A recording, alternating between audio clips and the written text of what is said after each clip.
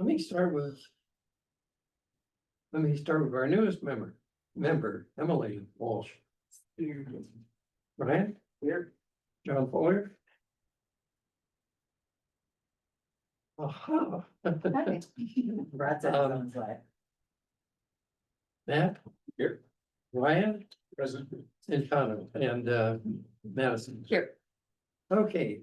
The first item on our agenda is to approve the agenda.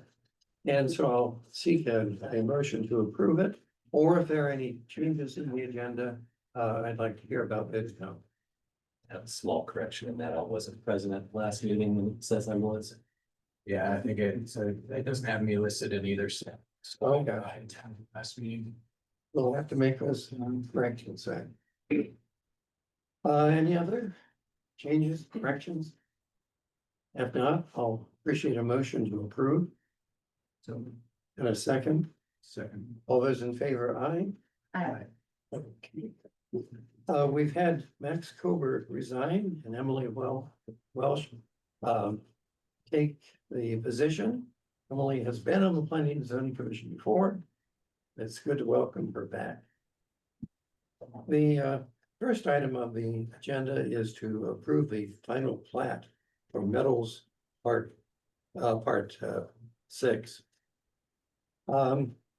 Would anyone like to speak in favor of this amended plat?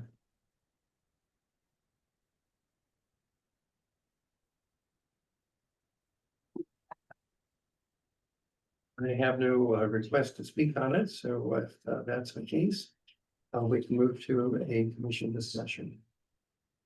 So I just help introduce it.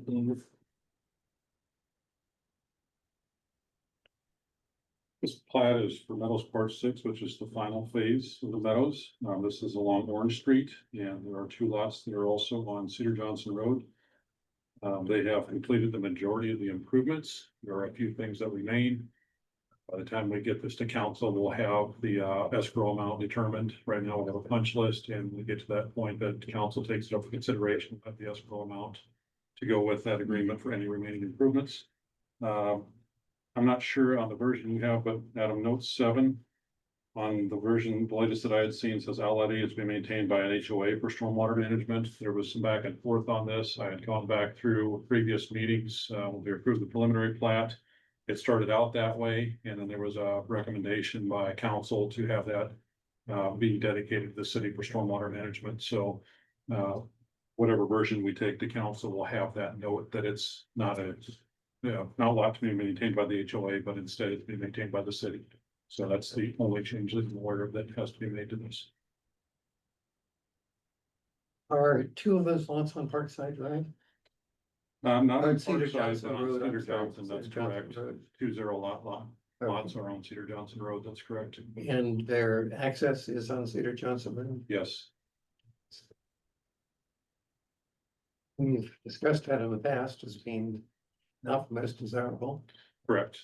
Made it through both planning and zoning and council, and it was approved with those 2 lots on the preliminary plat, and they've done the construction in accordance with the construction drawings reflecting that. So while it's not ideal, it would be 2 lots south of the 2 lots that are there, and that hill is in the process of being lowered, which will help the site improvements. The road is being widened.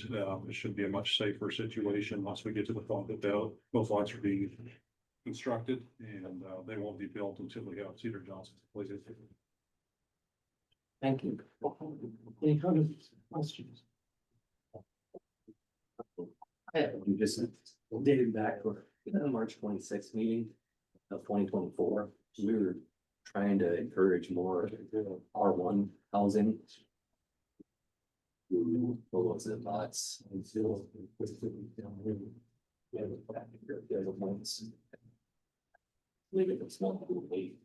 Maybe I'm guessing Ad will be the one comment, and maybe council decided to Make a change. make a change. But I'm just not aware of how that all played out, but we were encouraging more R1 lots. We moved it instead of 25% R1 to 50% R1. and that got moved to council, and I think there's actually one more R1 than R2, so it's slightly above the percent is R1. Okay, is that, and that was what we were trying to encourage was 50% or what we? Seems like we were encouraging more. That was the compromise, I think, that happened between the boards and the developer. Okay. Because R1s aren't going, they're not selling quite as fast as R2s, so that was the compromise.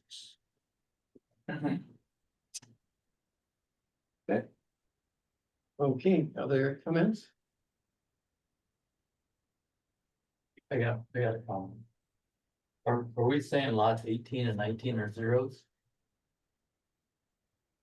Zero lot? I believe that's the intent, but I'd have to take a look at the construction contract. I believe they were. I thought what we mandated a single family to reduce the driveways onto. Yeah. Onto. Charles.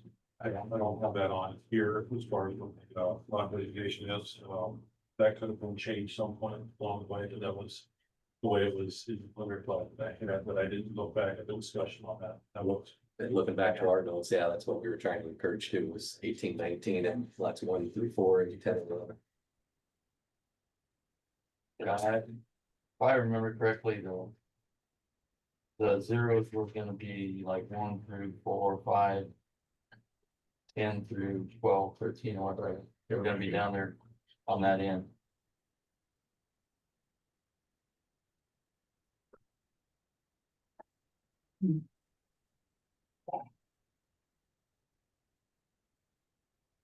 We were still allowing the 50%, but they had to be on the east end of the goal. Yeah, that's correct, I remember that. What does this say here then? This doesn't have the designation, Okay, it just has the lot. Yeah, Okay, so that's irrelevant, really. There's no zoning on here, it was just. Fine plat. Still approve this, so it doesn't affect some. Like whatever was agreed to at that council meeting would be enforced on this, on those lots. They're set up so they can be, whatever that decision was at that point. It's not indicated off here while the preliminary plat, it was just that council meeting. So I have to go back and research it. That's right. I'm wondering about with the discussion about outlot A. Dave, do you remember if the future trail alignment / water passageway between the phase 4 and phase 6 was designated as maintained by a association or by the city, or is that supposed to be part of this phase, or was that part of the previous phase? No, that's outlot B of phase 4. Okay, And that's, I think, still in that point where they have some things to do before council will accept that status of that. Yes, and should be when things are complete, they should be grading for it. Grading for a trail, but the actual laying of materials is on the city to do.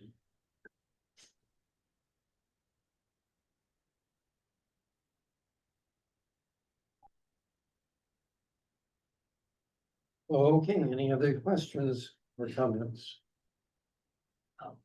I don't want to be a stick on this, but I don't want it to be reflected of what we missed or didn't miss, but that lot 18 and 19. I mean, yeah, we're putting this back on the city council to make that decision, but do we want to have any caveats on, where our approval lies on what we want that to look like from a safety perspective? We So certainly was that a conditional zoning agreement that we made? Yeah, I thought it was. I have it here. Noted as such. did you guys? I think that's actually not something that is part of the final plat process. No, it's not. This is just a legal description. This is just the boundaries of the lots that Yeah. we're talking about, not the zoning of it. Zoning was, So then, therefore, Zoning's already been decided. It was Is it- spot zone. Those were gonna be spot zoned R1 specifically for. so yeah, therefore, if it's already been, the zoning designations are already in place, and even with this CZA, if we did put one, I can't remember, but then the final plat, like Matt's saying, or Ryan's saying, just shows the boundaries and stuff, so that Okay. that will be reflected in when it comes to looking at the zones. So this, what we're approving or not approving today, I don't think we'll have an issue with what we've recommended. Okay, And okay. that should be documented somewhere. I don't know where, but Okay, so there will be another plot that we'll see that will reflect I don't think it'll be a plot. I think it'll just be it's stated in the zoning when we do take a look at this area. Okay. Because it'll just be zoned that. Okay, I mean, follow up what your question is to clarify further. If I remember correctly, this entire area is zoned R2, yeah, but we requested that the specific lots be used as R1 properties. So it won't look different on the zoning map. It'll all say R2, it'll also. but the, Permitted Lots. uses. yeah, the lot usage they're supposed to So try to sell at is R1. how does the public know it's there? If you're like, you know what I mean? Like, if you have it designated as that. If I look on a zoning map and I see that it's an R2, but you. That's where you would need to call the city before you develop on it and check with the zoning to make sure the designation, what is allowed. Yeah, and that would normally probably be done with the development process, but. Somebody buying a lot, let's I say, think you'd actually have to turn to the city council meeting minutes. Find out that it had been requested. that's crazy. Yeah, that's Well, yes, but Okay, that's the way they settled it, so. Yeah. Well, I think it's time to have a proposal for us, a motion, either to approve, not approve, or to approve with conditions. Okay, I make a motion to approve the final plat. I'd second. All those in favor, comment by Aye. saying aye. Those opposed? One nay. Okay, we next move to item 4B. I have a number of folks who want to comment on 4B. I'll take those in order, but first I'd like to hear from the developer as to whether there's any information they'd like to provide about the. John, is 4B Heritage Hill Phase 4? Yes. I don't have a copy of it in front of me. So Barry France was supposed to be there this evening. Did Barry attend? So you have John. Barry's Okay, not here playing. I'm at the. Understood. I'm at the podium. Hi, John. Just be sure that we clarify the commercial space. Thank you, John. Go right ahead. Sure thing. John Marner with MMS Consultants, representing the developer, the development team. So as Blaine said, I know there was some conversation regarding that Main Street district and that first floor. And right now, the plan that you had in front of you showed a mix of commercial and then 2 residential units on the main floor. Blaine and the development group is committed to making that entire first floor commercial. So it's actually 8 units in that southern building, and then it still is a 12-plex in the north building. And then the very northeast corner is a 3-plex. It's 3 stories high. It's individual units on each floor with access from a stair tower on the outside. We've added parking in a couple different places, primarily in that central parking lot that you see on the plan. Some additional parking along the private drive on the north side. There's a few other spaces on the west side of that entrance drive. And then we also added some parking up to the north near the existing toll plexus, just to make sure that there's ample parking in the community. I'm available for any questions if you have any. I'll ask Adam the question as to whether the proposed additional parking meets the requirements for commercial buildings. So, and I'm gonna revert that back to you, John, because it is a planned unit development and you guys are allowed to set that standard. And Right. part of that planned unit development ordinance is to provide flexibility in places that are harder to develop in. And so I think they're at 1.5 per unit. I think our ordinance usually is 2, if I'm correct. Correct, so the existing plan that we have is 1.5 spaces per unit, as Adam said. When we take out 4 residential units, that's 6 spaces allocated that instead of it being for the residences. It's now allocated for commercial spaces. We were 1 over the total required as well on our original plan. So that's 7 spaces, and then the commercial space that you'll see there. If you work out an average of, I believe, 1 per 250 square feet, and depending on the uses there.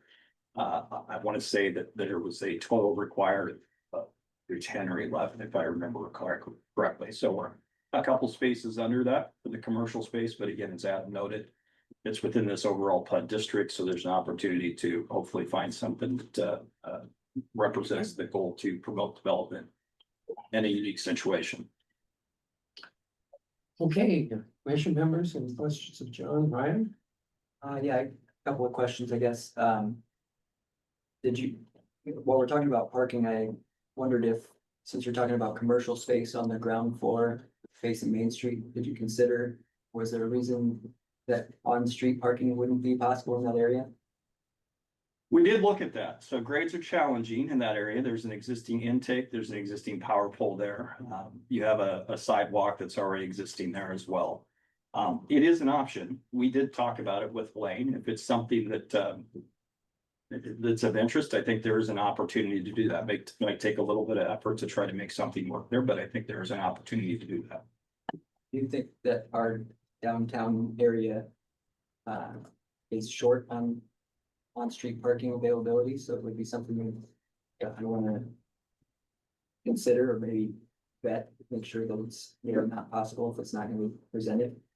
But also, I guess, connectivity wise, I noticed it looks like you're bringing a new sidewalk on the west side of 4th Street down to your threeplex, but it does not connect to the existing sidewalk along that building. Is there a consideration or discussion about that being a possibility so that we don't have a gap that the city would have to fill? Madam, could you scroll to the plan? So I have a reference. If it's the area, I believe you were talking about, Dave. Thanks, Dave. If it's the area I believe you're referring to right here. The section right here. Yeah. Next to the adjacent building. Yep. So it's very tight through that area. There's the power pole that you can see, existing power pole. You have the existing sidewalk. It's, you can't really get a sidewalk to connect all the Is way there an through there. elevation issue there too? The elevation is the other issue Yeah. too. So it's a combination of horizontal space and vertical elevation to try to make those connections through there. And again, the sidewalk that's there next to the building is already narrow to begin with, next to the existing building in the corner. Plan page that we're looking at appears to show more sidewalk than the one I have. This is an older version. Well, I like that one. Well, we took it out, unfortunately. Hold on a second. Back on your parking thing, I think I was part of this when we first started looking at these. And one of the decisions we made about the PUD was so that our intention was to kind of help draw it downtown. Further to the east, to kind of open it up. And I think on street parking would definitely aesthetically definitely play into that in terms of the vision that we kind of had from the beginning. I keep thinking that it also is advantageous to the businesses that might locate. there. Agreed, yeah, yeah, And, yeah, there's no way it couldn't be. Agreed. Well, I guess I'll wait for John to be, I have one more question. One gets done. The sidewalk. Follow up. If I can, I'll show you. So the plan you had the older building without that additional existing building that's in place. This is the same size building itself. That you can see the issue here is that corner. It's like steps. There's no way to get that power before get the sidewalk to get, trying to come up with some other route around through that. No, I know exactly what you're talking about. This is the finish point. This is that corner. So, is it possible? So there might be an opportunity to do something in the future. Understandably, it'd be nice to have that connectivity. That's the picture. We'll look to try to fit it through. I got it, I see, right? There you go. Yeah. All right.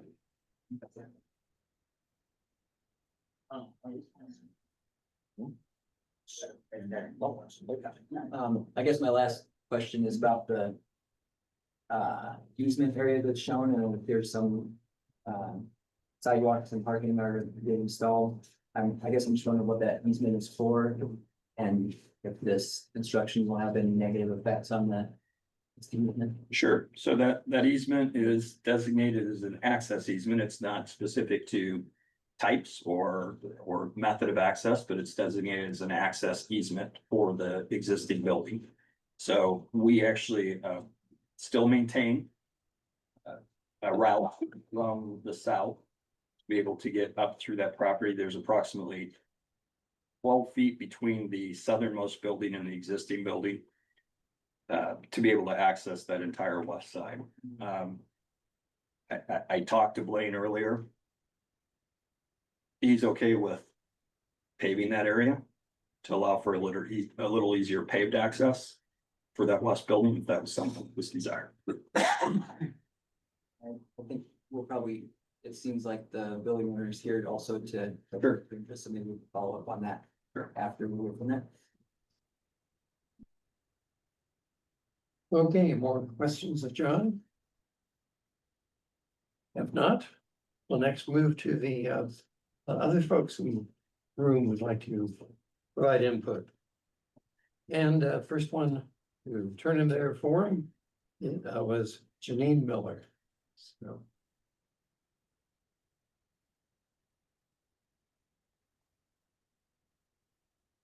Good evening. We've been a little blindsided by the Heritage Hill Development Plan that actually includes the removal of 27 feet of our 4th Street building. Now, in addition, our legal easement rights to both the north and west are being violated with landscaping and structures that make accessing and removing materials, excuse me, from those sides of the building basically impossible.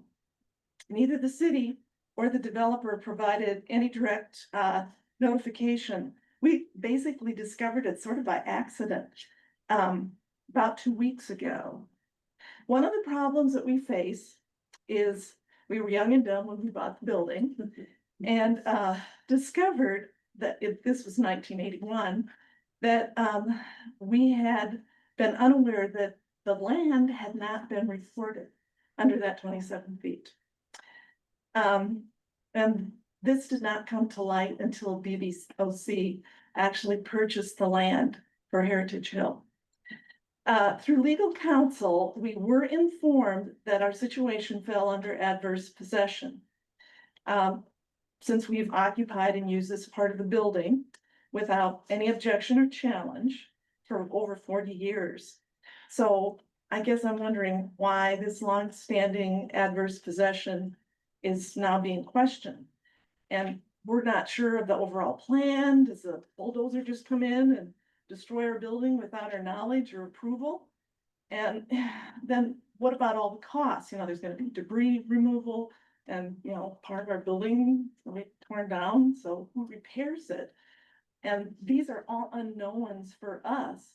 So we did get some legal counsel to put a temporary injunction in place, basically until we could figure out and get all of these issues resolved. And right after that was revealed, we were immediately told we'd be sued. And all of this could just be avoided if we could negotiate a sale, and we were, and still are willing to sell the building and move on. I guess, you know, we're extremely upset and, you know, feel our property and civil rights are being, you know, really egregiously violated. I mean, we hope that the approval of the site plan can be at least delayed until these issues are resolved. Thank you.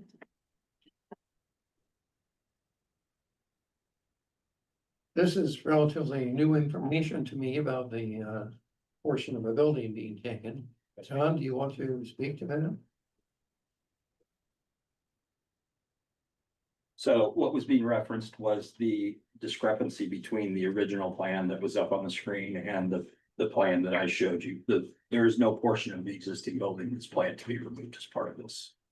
That first version did show that building excluded, that portion, but the current plan does not propose any removal of the existing building.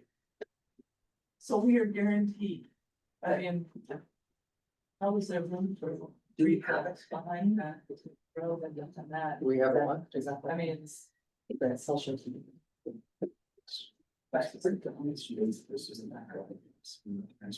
Right now, the building is right up to the existing building,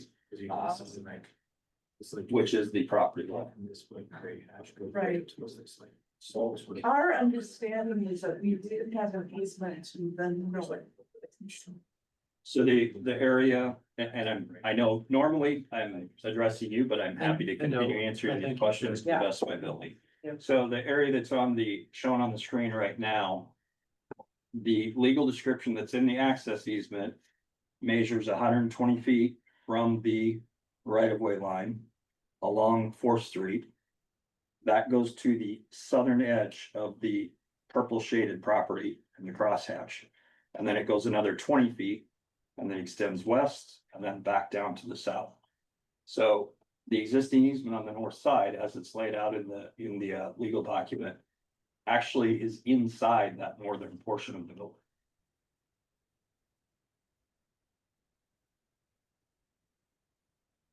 Now, do we have any accessibility on the west side? Because that's where all of our dock doors and all of that are. I don't really see that as.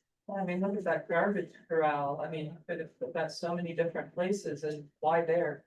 So the west side of the building, right now, there's 12 feet from the southern, it's a little hard to see there, but there's a 12-foot, I think it's 11 and a half feet.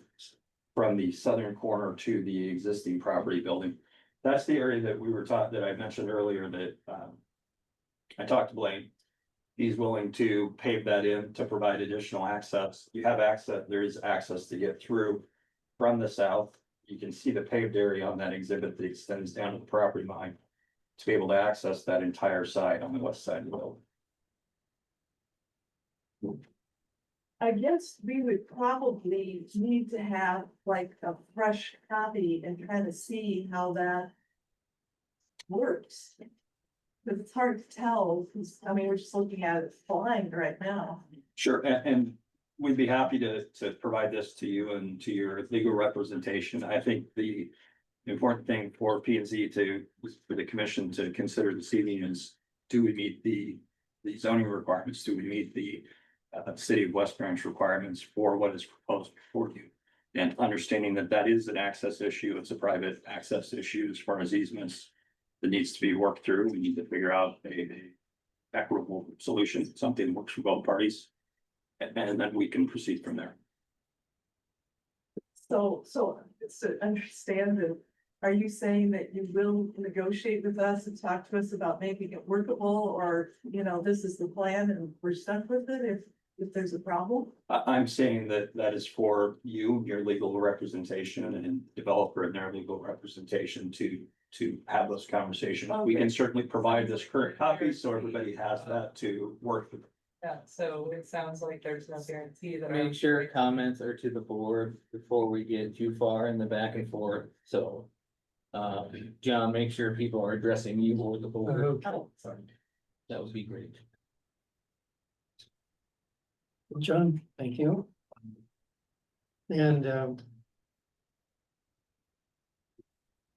let's see. Janine, did you have any further comments? Okay, next I have Steve Miller. Okay, we have something to pass out so you can kind of follow this. Sure.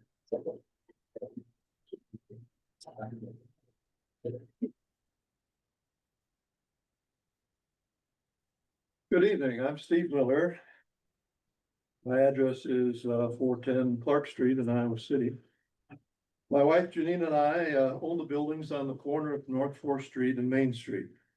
341 East Main and 104 and 106 North Fourth Street. The buildings have been used as an owner's residence, apartment rental, commercial business rental, warehouse rental, and the owner's industrial storage for over 45 years. I would like to call to your attention, page 2 of the easement documents that was just passed out to you.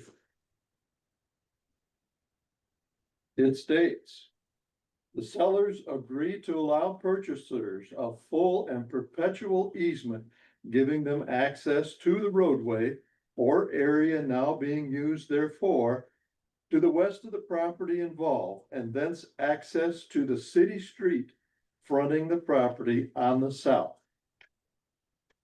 Okay, this easement is duly recorded in the Cedar County Recorder's Office, where I made a copy for you today. This easement is clear and concise and leaves little doubt as to our access rights. This easement has been violated for most of the last year, and this has hindered removal of items from our property.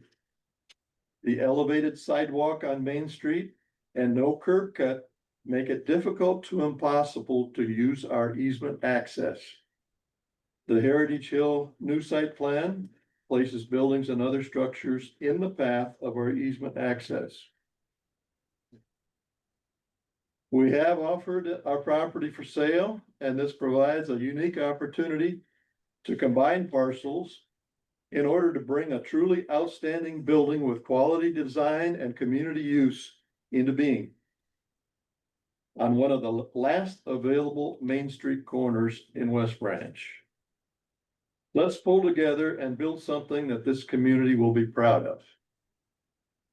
This legal process has been very confusing and stressful, and we are eager to conclude it to everyone's satisfaction. Thank you. Last week, I came to the office here to ask for the latest version of the site plan. I was told I could not have a copy, that I could not have a copy until this meeting. Now we have a totally new one that we have never seen before presented here. There's something wrong with that. Thank you. Any questions? John? Steve? Yes. I have a question between us or the board. Sure. It sounds to me like either a new easement agreement needs to be in place before we can make a decision on these. Am I incorrect in that understanding?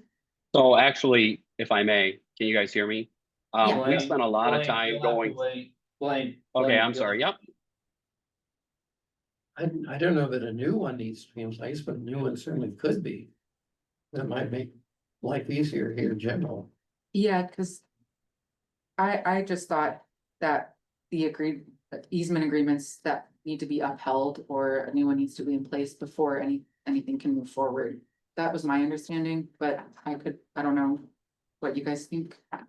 Does the fee give that in latitude? I don't think with an easement, no. Well, I can tell you, at least from where I've come from, this has been one of the hardest parts of my job in every community that I'm in.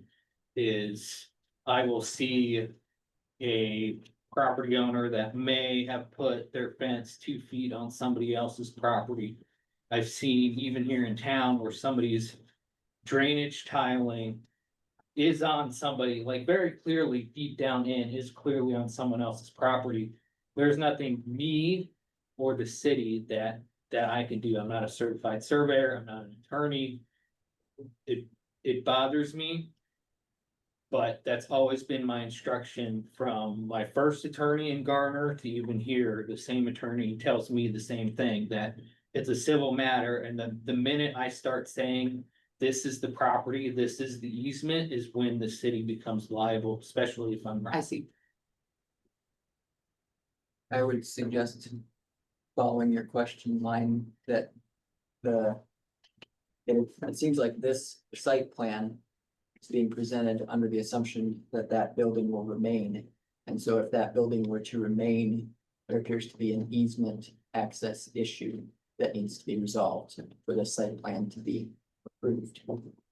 If the building were not to remain, then we'd have a whole nother site plan to review.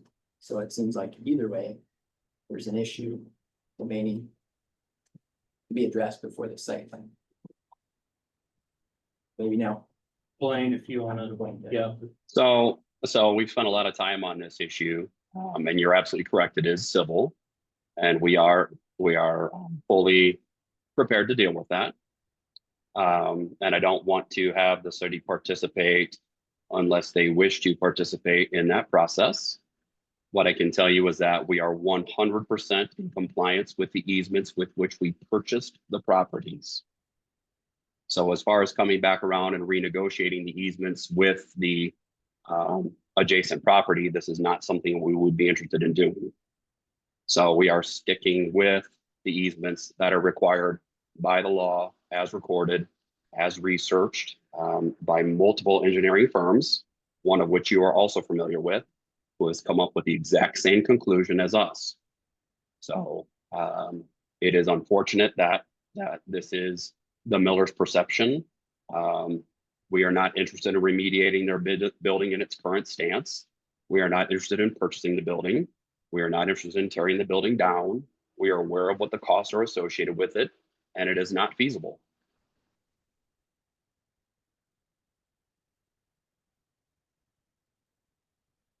Okay, I guess I have a question. right. There was some mention about doing some paving to maintain access. I guess, can we get, I'm a little confused on exactly what they were talking about for that. Is it just an extension of this turnaround bump out to provide access to the garage bays on the west side of the He building? was talking about the trash thing. So on the front building, closest to you, there's like a square that has where the dumpster enclosure. Yeah, and that, I think, is that what you're talking about, or is that something? Well, I think There's an approach right there. They're giving them access to the west side. MMS was saying that they could add paving to provide an access to the garages, right? I guess I was asking if I could get. If you want to clarify that, that would be helpful. Thank you, John. Sure, I'll just come over the screen and point. So the paved access that we're referring to is here. This is. Sorry. Everybody see? Yeah. Paved access is here. This is the middle of the property here. They'd be able to access through this corner. This is all paved. And then we would pave this area in between dumpster and the property line, in between the end of this small turnaround and the property line, and all the way up to. It's a little hard to see, but all the way up to this corner. Have you checked the elevation of that sidewalk at that corner where you are? That would be a very steep driveway. We have, this is about a 9% grade coming up, which private drives oftentimes are designed up to 12% grade. For a semi truck? Yeah, a semi truck. We just.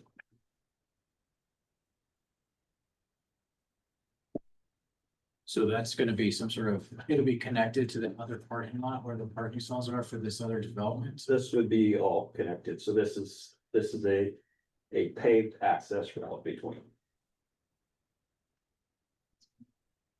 I think they're saying they have to come in off the side there. But it would be paved as sort of. Back doors facing. Right here, correct? Right. This is a new question about access to that parking lot, someone using the wrong access. In the road. I think it from Main Street, doesn't it? It does to me, it also suggested having people come out of that onto Main Street. And I don't know what site distance is like for that. You don't know if 9% grade is going to cause problems with icy roads. Yeah, there are certainly questions about that. And you said there's 12 feet between the building corner and then the next building. I believe it's just under 12 feet. It's just under 12 feet. The one other thing I'd say, without having a copy of the document that was handed out, but having looked at the access easement itself, there was a purchase agreement. I'm gonna get my phone, just because I have some time. What is their actual setup? And this is based on a conversation with the developer's attorney earlier this afternoon. Let me just look at this very quickly.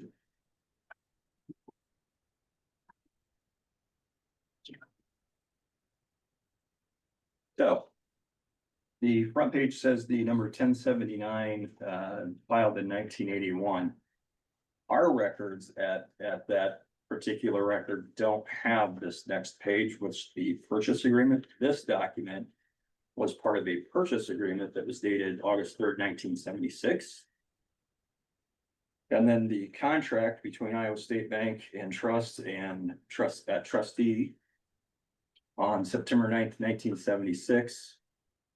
Appears to have been recorded again, 1976, so shortly after that purchase agreement, approximately a month.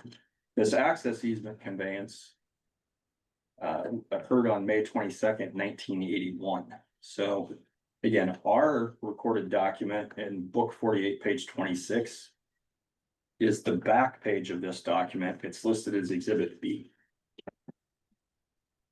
And that is the description that the purple shaded area describes.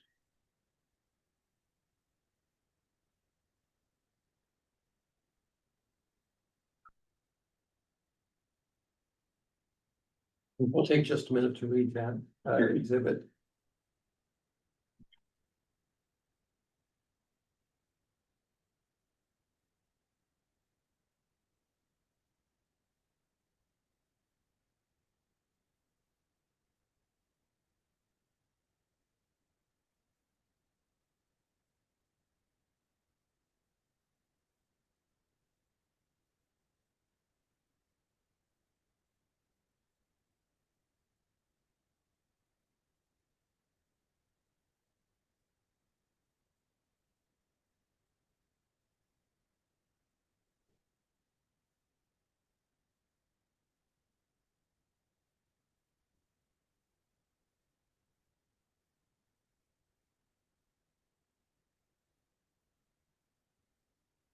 Commission folks, any comments or questions? Any more public comments on this? We do, send along with them. There's a lot of it. There are. Okay, next we have Erica Benjamin with the Miller family. Hello, I'm Erica Benjamin, 410 Clark Street, Iowa City, Iowa. We're honestly really confused about why this site plan was even conceived. I was wondering what happened to that L-shaped, retail building. It's a good idea. It would, shield the high-density housing already built from street noise and provide a walkable business area to meet the new residents' needs and protect the value and equity of those buildings as well as the surrounding neighborhood, while adding the appeal and economic vibrancy of West Branch itself. We've been willing to sell for over 2 years now, but due to the silence and lack of effort in that direction from West Branch and the developer until a very strange email to our lawyer 2 to 3 weeks ago, we had decided to go ahead and put our building back into commercial use ourselves. Many in town have noticed the work that we've been putting in recently. We have some plans, but we thought we would ask the community and see if there's anything that you guys wish to see there. And if it seems feasible, we are very open to being approached about it. Then we were broadsided with this site plan that has the potential destruction of our property in it, and we're appalled that this site plan runs over our property rights as though they don't exist. And the entire process seems rushed to prevent us having any chance to legally defend ourselves. And it's senseless, since we've never been opposed to furthering West Branch's development and would like to see the town prosper and do well. This double walk-up 3-story apartment complex looks like a poor choice for Main Street and it squanders a golden opportunity to make the Heritage Hill development itself and the east side of West Branch a much nicer place to live. And if we do open it up for business again, that's why we're very interested in protecting the easement. Because if a business or anything, moves in there, they're gonna wanna move box trucks. We've got bay doors. We've got a basement driveway that goes down into our basement from here. We have dock doors, 2 of them, and another dock door here the building would abut to.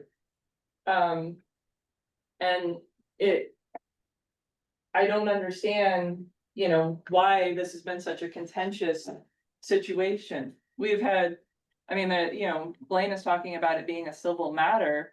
Well, nobody's been talking to us. We've just, most of our communication is, why are you violating our easement? We would like to get in and out of our building. They removed the curb cutout. There used to be railroad tracks that ran through there and a big gravel driveway. And they replaced that curb cut that was flat to the road with a high sidewalk that we can get our pickup truck over it, and we do when we have to, but we tried to get some equipment in there to move some stuff out of our dock bay doors. And regularly, there's this constant moving perimeter of items that block our access. there was an old truck that dad was storing in the basement that we tried to, we were gonna, sell or give away to someone else. So when we tried to, dad towed it out to try to leave, and we were blocked off in the whole perimeter. So we contacted the lawyer, we said, hey, you're violating our easement. Well, actually, no, we got a threat from them that said that if we did not move that truck within 3 days, that they would tow it at our own expense. And we responded saying, hey, we very much want to take the truck out of there, but we've been completely blocked. This has been an issue for a year. It's been happening constantly. And we feel like we have been completely reasonable and decent about all of this. And we're just getting hit from every side. I mean, and it's not very nice. And I mean, my parents are teachers. They're in their retirement. My mom gave 29 years to this community and its children. And to be treated like this is really awful. And I don't understand it. And I mean, that's, I guess, all I have to say. Thank you. Any questions?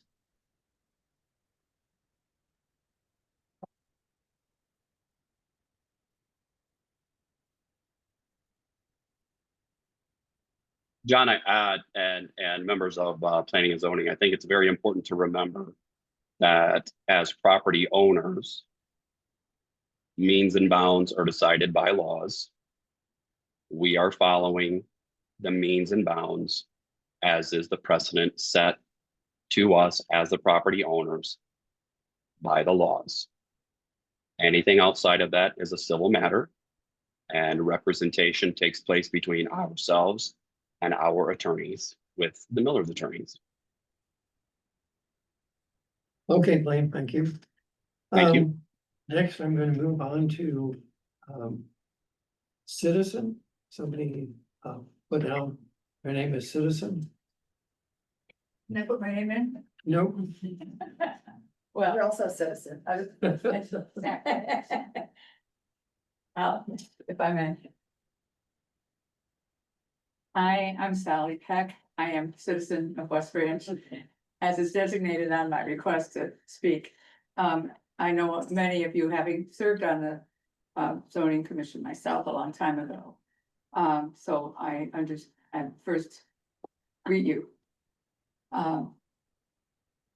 I understand that the job of being on commission is one that entails a lot of conflicting interests at times. But I think that overall, I think you all recognize, and thoughtfully so, that your overall obligation is to the community. Taking into account the different needs of the community, both from a residential and commercial and developmental standpoint. West Branch is an historic town, as we all know. I'm saying nothing new. The west side of West Branch is the oldest part of this community. The area in question on Heritage Hill in some ways is a link between the older part of the community as well as the historic downtown. When the commission was presented with the idea of having the area that was, I think, was it central business, CB1 at first, converted when we changed the zoning to a PUD for Heritage Hill. At that point in time, I saw, and perhaps I misinterpreted what I heard, but that this would provide a link between an extension for the commercial and business district downtown and recognition of the historic nature of the town with the residential part of the east side. And then there would be a consistent link. I can't remember going back over all the site plans, but the site plans that have gradually turned, so going before I get too far afoot.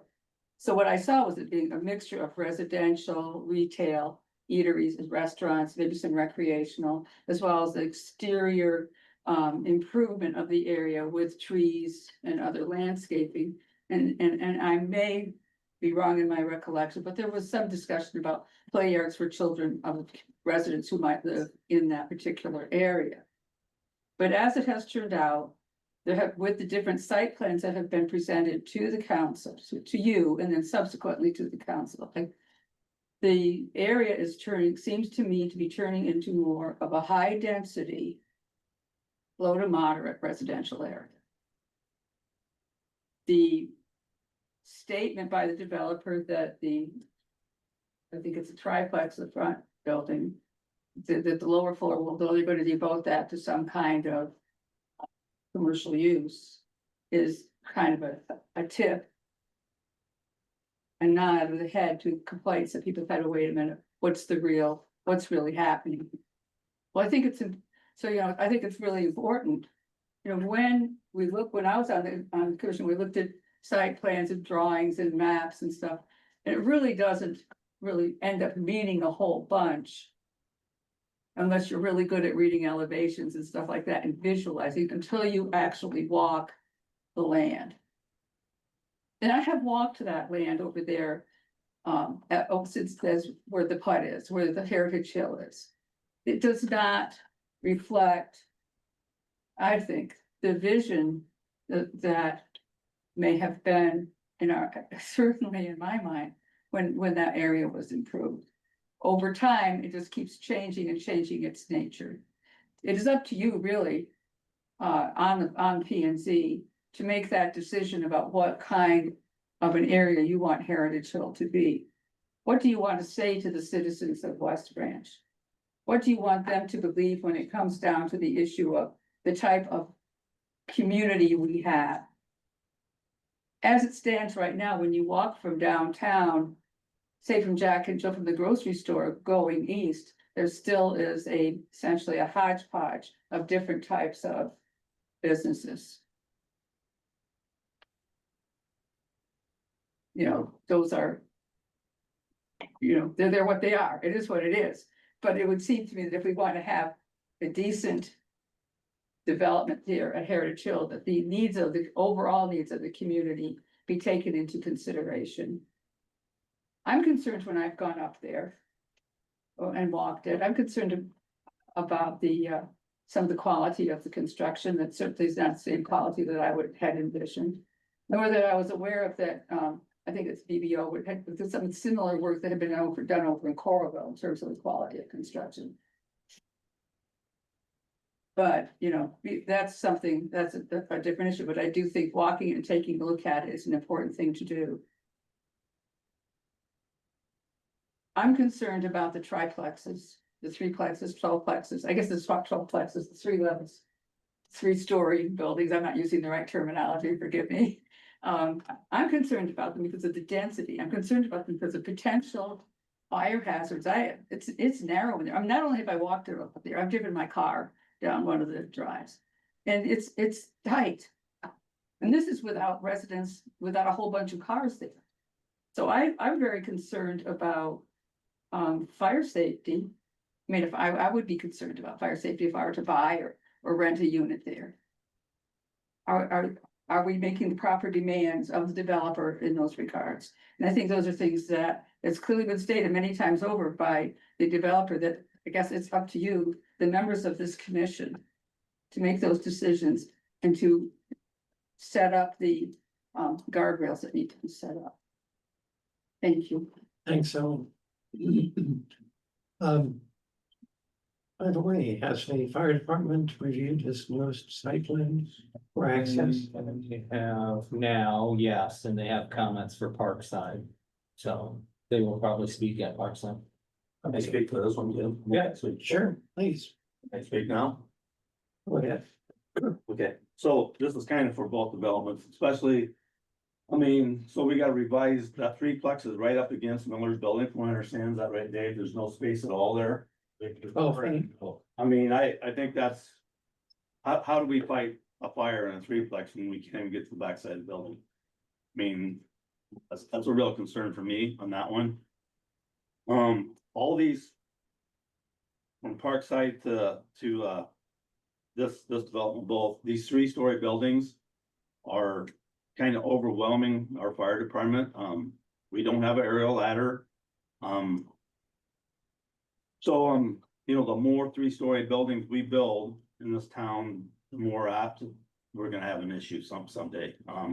So we keep building these higher buildings, these 3-story buildings. West Branch is gonna have to have a ladder truck. Along with the ladder truck, you have to have more manpower to run it. We don't have that stuff right now. Looking at Parkside, there's a lot of 3 stories over there that they're gonna be building that. I think right now, we're overbuilding for the services that the fire department can handle. You know, I have a lot of concerns with the 3 stories, like I said, Corval just had a fire on a 12-plex, 3-story 12-plex with a grill on fire, a grill on the deck. What happens, it gets that siding on fire, it goes right up the side of the building and right through the soffit, right through the roof. We can call mutual aid here, but we're looking at 45 minutes by the time I get a ladder truck out of Iowa City over here set up. And by that time, you know, it's really involved. You know, just like the setback stuff, we're talking up against Millard Building. I mean, I don't really agree with that setback there. It's even the buildings that are already built there. I mean, usually you got a residential, you have 16 foot between the 2 properties, 8 and 8, 16, is that right there? Right. Yes. I mean, that's a minimal enough to work a structure fire. Well, up here, I'm not sure what they are. Are they 10 foot or 8 foot or, I mean, we get a fire in one of these PUDs, it's gonna be really tough to fight. I have. So for the- I have Just so that you're aware, road I'm sorry, did you know that all the buildings are sprinkled? Just the 12 plexes are, right? Oh, no, in all of Parkside, the entire development is sprinkled. All the 12 plexes, just all the 12 plexes you're putting up plain. Terry, every one of those buildings is required to be sprinkled by its construction design. You gotta keep it on Kevin's points. We'll definitely let John have you say stuff at the end, because it is your development that you were. I understand. Yeah, so that I wouldn't have worried that, but anyway, the ones at Heritage Hill are not sprinkled, the 3 stories over here. So, I mean, we got narrow roads, we got, in the winter time, we're gonna have access issues for snow. I mean, Public Works is not clearing the snow in these developments. So I can't get in and out of there. I can't call, you know, Public Works to come move it. Who's gonna move it? Where are they gonna put the snow?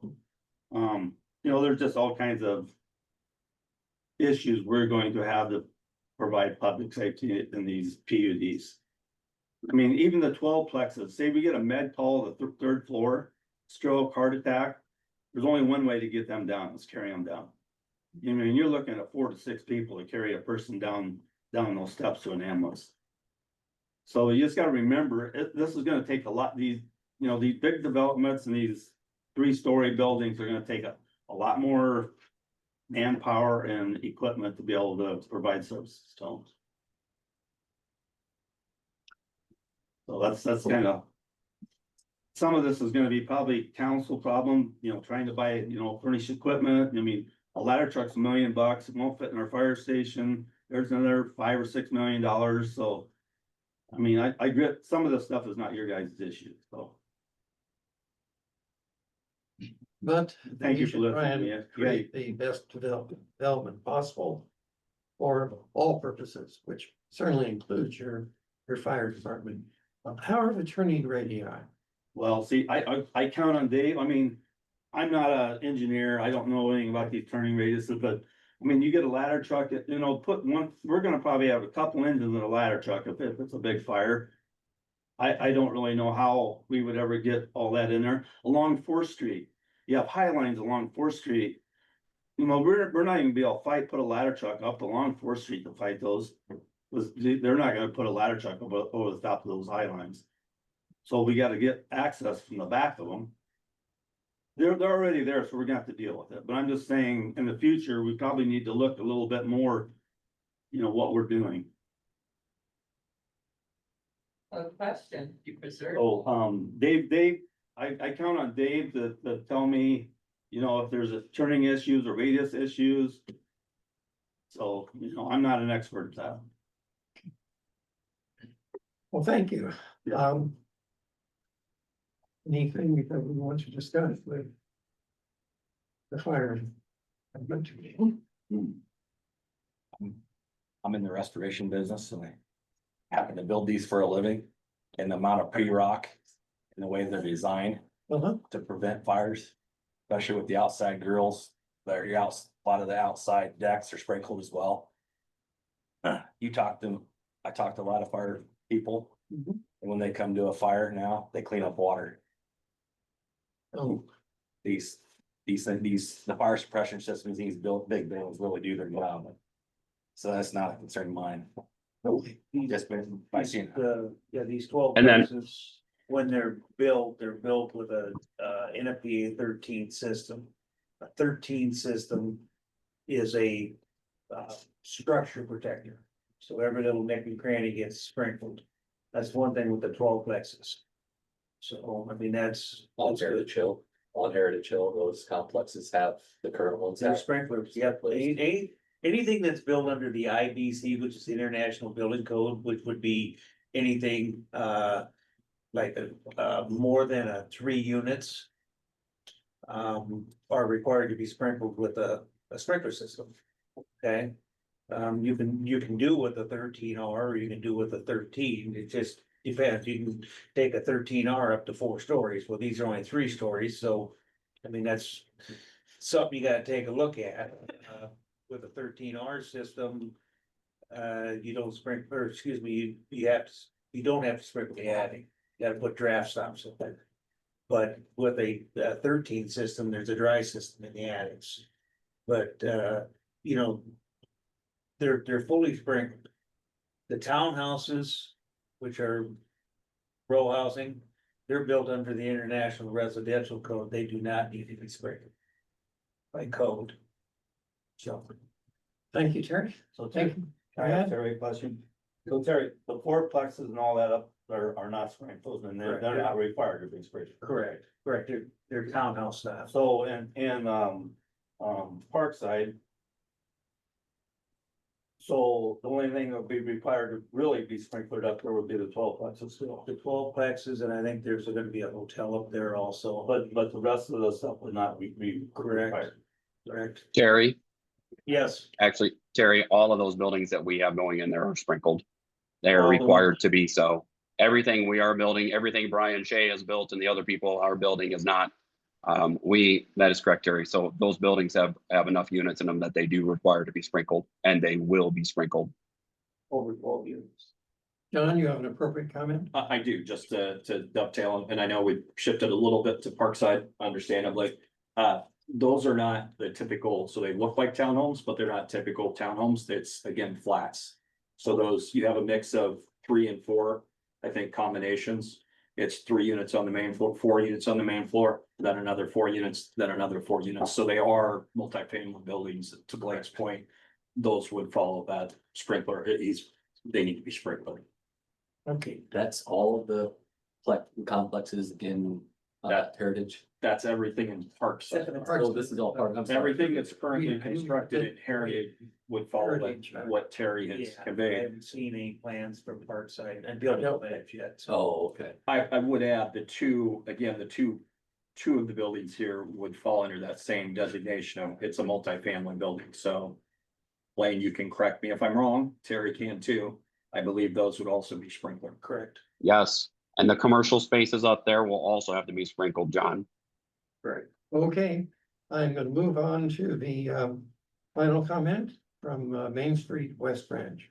And prefacing that, I'd like to say that we have a new ordinance that calls for input from Main Street West Branch on the design of new or mainly or major revisions to buildings in the in this Prosperity Pathways district.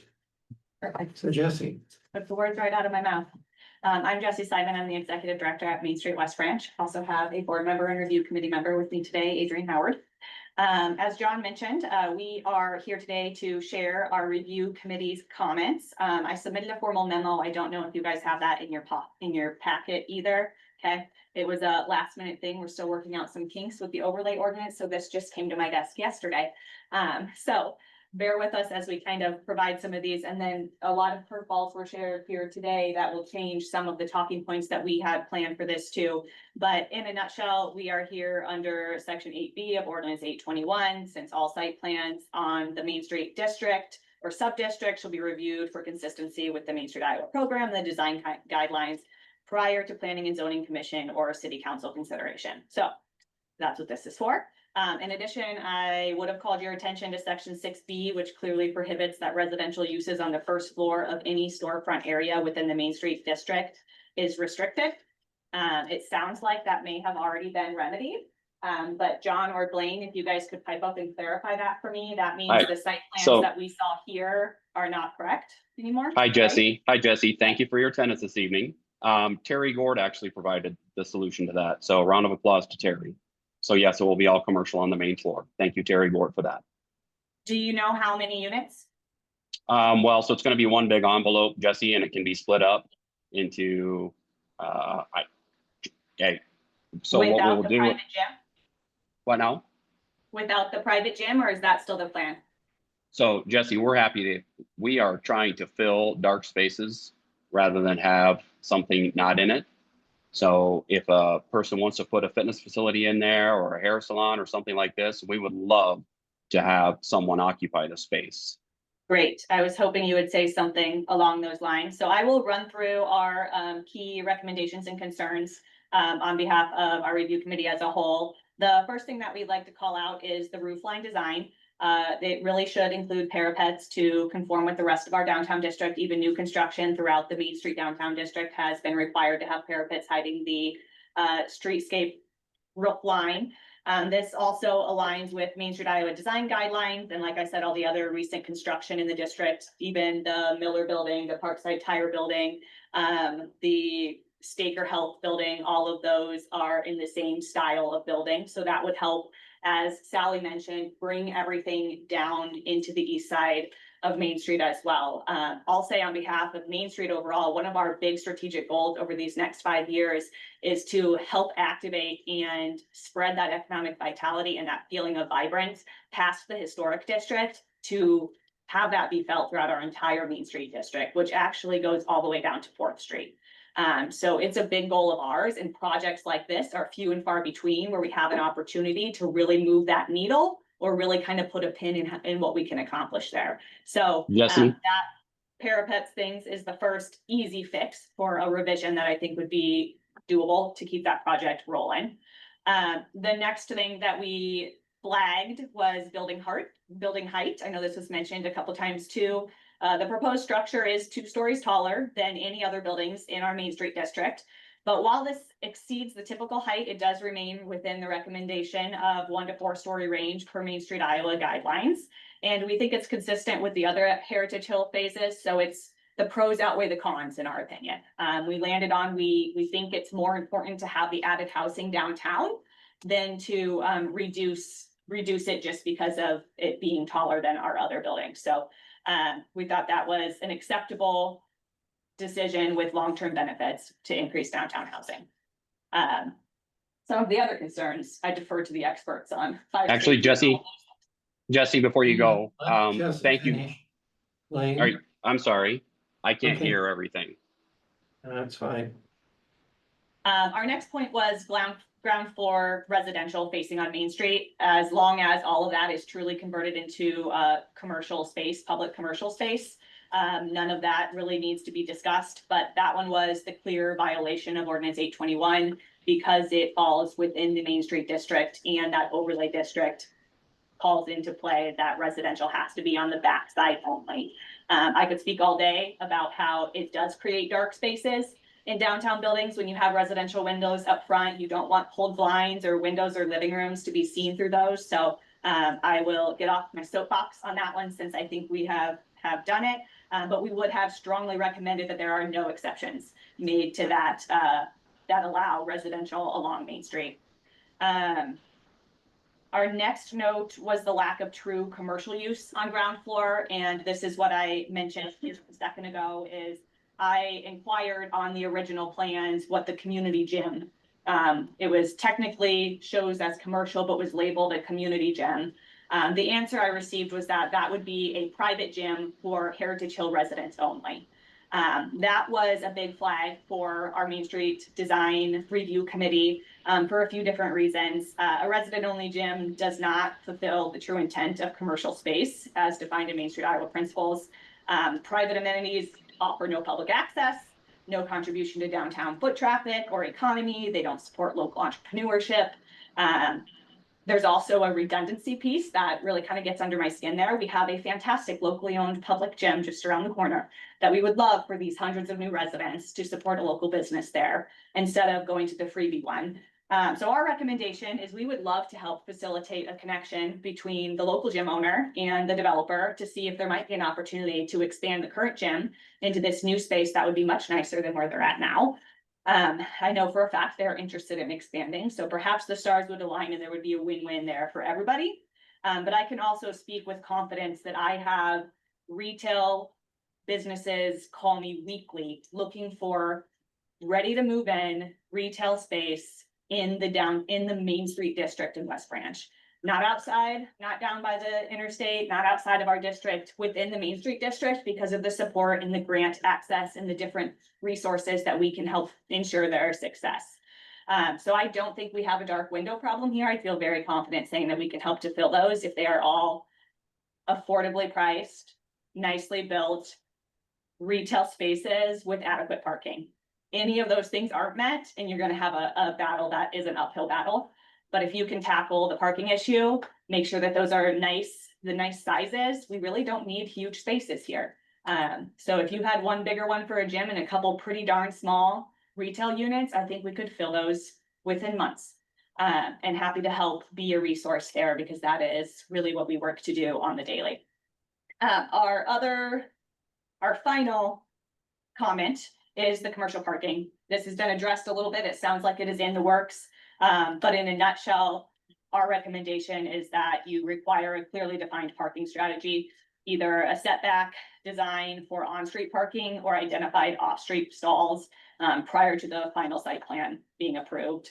I absolutely can speak to retail owners would rather have parking right in front of their door. If they have to drive around back, they complain all day long and they think they don't stop and they don't have parking and on and on. I say often, if I had $1 for every time people complain about parking in our tiny town where you only have to walk 10 feet to anything, I wouldn't spend so much time fundraising for our mission. So I think that is another small comment with an easy fix to keep this project moving forward. Overall, we're really excited about the project. Have been really happy to see how successful the Heritage Hill project has been so far. I've heard that those units are filling fast. We get the fun job of delivering new welcome resident bags to all the new residents that move to town. They seem really happy to be here. It's nice that they have a place to land in West Branch and that we have an opportunity to welcome them into our community. And without this type of housing, we don't have that option. So we are excited to keep seeing it going. Definitely excited to see some commercial opportunities there. Disappointed that the rest of it didn't come to fruition as well. I think there's opportunities continuing around the corner on 4th Street that we would love to be a part of, whether that is new development or an opportunity to help restore an older building. Whenever those easement things get solved, please know that Main Street will be here to help breathe life back into that building if there's an opportunity in either direction. Okay, so in a nutshell, we respectfully ask planning and zoning to require revisions that prohibit first floor residential in the storefront areas, align the roof line with the downtown aesthetics, incorporate a truly public commercial use at street levels, and address the parking needs to support commercial use. Thank you. Comments from members here? It's great feedback. I very much appreciate it. Jesse, thank you for that. All of those things can be done, as you know. We hope so too. Yeah, John's on it.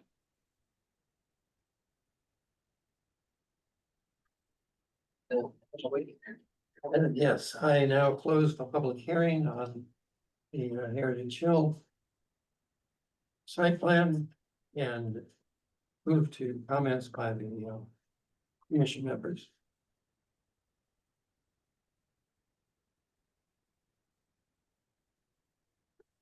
John, I got a question. Okay. Can I answer that question? You may, Okay, you're in sort of a special category of being useful to us. all I've done my whole life is read code, so you learn to read the words. So the question that I have, and this is to you, Jesse. You said no first floor commercial storefront can be used for residential. Okay, is that where it fronts on Main Street? Is that considered your storefront? So could you have a first floor residential unit on the backside? Yes. We So have, we facing the have that parking in lot. other places downtown. So they could go ahead and put a unit on the backside of that building. With no qualms from us, And the reason why I asked that. as long is- as there's no front facing windows that are residential, there would need to Correct. be commercial, a true commercial space. At the front of the building. Because that's really big when it comes to building a building and having to meet the ADA standards. Sure. So if they can put one unit on the backside of that building, that would be considered their first floor, or their ground floor residential. Yep. That means no elevator. That means no lift. That saves a lot of money. Absolutely, absolutely understand that there's a balance to find in there. We Sure. hope to add accessible housing as well. I understand many of the other 12-plex units have accessible, the 12-plexes that are already up have some accessible units in them too. So if we can make it work, absolutely, there's gotta be a way to do it all. Yeah, because in state code, it says you don't need an elevator up to 3 stories. If you can provide your ground floor of residential accessible, which your ground floor could be second floor if there's nothing on first floor. But if you put one unit on first floor, that becomes your ground floor. And if you make that unit accessible, no elevator, no lift, nothing. So I just want to clarify that. Is it possible for public comment to be reopened? No, Was closed. Okay, sorry, Blaine. Okay. So our turn to talk. You know, we can do a variety of things here. I mean, we can approve what we see in front of us. The newest version of it, which we haven't really seen till now. Or we could deny it. Or we could table the matter until maybe some more answers get produced. Or we could, because this is a PUD, suggest changes that we think should be made before it can be approved. We have a number of choices before us.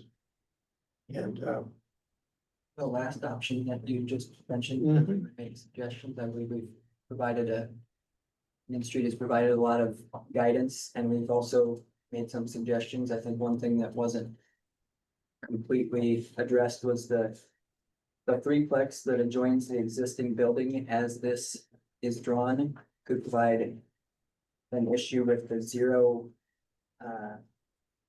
foot easement on they're adjoining that property, which is not uncommon in a downtown district, but for an old building to be adjoined to a new building may be a liability for that new building.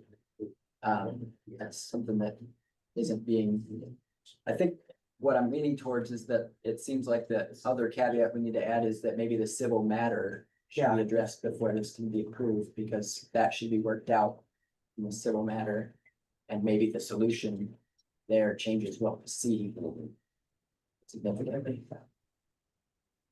I think there's too many conditions we would want to see solved. Personally. And I think there should be a lot of fun there. I think there's gonna be a lot of discussion and problem solved before we can even provide these contingencies. But I would also mention that in our discussion about the easement. What we're being shown is. A parking lot with a hammerhead turnaround. But there's the possibility that there could be a second access point to that parking lot, which would drastically change the function and use. Of that space, and that's not something that I'm comfortable just. Not seeing or knowing how it's gonna be, especially in that. Instance where it's a we're supposed to provide guidance and input in design, it seems like this should be. You know. The civil matter needs to be resolved before we can approve the. Site plan. So issues like that have been worked out. And there's not.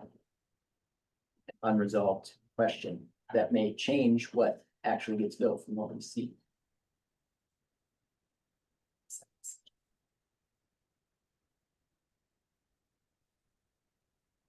Want to point out that no matter what the board decides, it still goes up to council for your guys's, from your guys's recommendation. Yeah, we understand. But, we do want to provide the best recommendation to council if we can. So. I guess. What about this parking? Similar to what these guys have already said is, I guess, I know it slows things down, but I think there's so many things, I mean, even the parapet on the building for the elevations and things that. To make any recommendation to council other than we need new drawings submitted, seems like there's. A lot of chance that just something gets built like what we've been shown. Instead of the recommendations from Main Street. Commission, so. I guess I think there's enough things that need to be adjusted. That weren't shown in what was in the packet, that was just printed for tonight that. It should be resubmitted, I guess that's kind of my opinion. The parapet question seems to have been addressed by the developer, so that may be something that in a revised site plan could be shown. The paving of the easement area is something the developer said they would do. So whatever solution is produced by the easement on the easement should include a paved facility. I don't think that we have a solution exactly to the fire access. And so if that could be discussed further with our fire department, I think that would be an excellent revision to the site plan. It might mean reciting the building in some manner, which also might be the case with regard to parking on the street in front of the, which I think would be a major improvement for the businesses that would go in to that area. I am troubled by the lack of a contiguous sidewalk. And we've been told that there are difficulties in doing that. But those difficulties could somehow be overcome by sidewalk that would be in a somewhat different place, but still be contiguous. I would like to see that in a revised site plan. Can I ask about that? Is there a reason they would wanna have a sidewalk with power pole going through it? Any sidewalks better than no sidewalk, so it's. I've seen plenty of sidewalks in plenty of cities with poles in the middle. Yeah. Not desirable, No. but at least you have a sidewalk. Mhm. And if we want people to be able to walk from, downtown on out into East Main Street, then you really do need a sidewalk. Is there an ADA concern? It's pedestrian, I think it would just be, oh, you're talking about the pole in general? Yeah. Okay, understood. Doesn't have the pole there. Why couldn't the pole be moved? Yeah, with, I mean, has that option been reviewed? It's in the Shifting. poles in space between the other property owners building, so it would be. But it's still right away. Projects area, but some issue. That's something you have to move the pole. The issue that's being created by the project would be, so should still be, City can go ahead. addressed as part of the. Call the power company, make them move it. Yeah, definitely. I Okay. mean, that's what I would recommend is having a this good, point. I mean, they move them all the time. There's a gas line, but I still think that they can get that. I don't know. Well, it's city right away. I mean, yeah, the cost, I mean, It should be free. but Yeah. Okay, well, that certainly would help tremendously with the accessibility. Are there other items that we'd like to see and would those be done before we can approve. I made one other observation when I went through this site, a few times in the last year. As far as walkability, it's not on the site plan, and again, it's outside of the limits of this project, but it seems like creating an ADA accessible pathway on the new 8-foot wide sidewalk has created an accessibility issue to the west. It's much higher than the existing driveway that is used for access to the two commercial buildings, or I guess 3 commercial buildings that are on the west side of this property. And I think that, this specific area of the PUD does not touch that location. I think it's a unresolved issue there that this project is maybe not responsible for fixing, but should be discussed, or the solution there should be worked out if we're gonna have a sidewalk that runs along the south and east side, making sure that's connected to the existing sidewalk to the west with a pathway that's walkable, not a step, as it is right now over a We foot. certainly don't want any more step situations in West Branch. We've had You a. let Dave speak on that. Sidewalk. Okay. Just some information. Yeah, so the sidewalk that you're referring to, Ryan, that has been discussed with the property owners there. The plan is to take from that higher elevation and go west and reconstruct that driveway sidewalk section, since that's not ADA compliant. It's got grooves in the top, it's got a number of issues, so when we looked at this, we felt it was better to prepare for a continuation going south of the trail, since that's a projection of that in the future anyhow. The continuation, and have that meet ADA that way as well as to the east-west. And we would take from that point and reconstruct that, so plans have been drawn up. There's been discussions with those property owners. And it will fill that a little bit, about 4 or 5 inches, and then gravel will be placed behind that to blend in. The lower point on the west side will be maintained for drainage, and that has been already put together. I think Matt is going to construct that at some point. Was the discussion we had, but we're still working through that with the property owners. So that was all as part of that trail reconstruction planned out, and that was the resolution that we came to. It just hasn't been fully executed yet.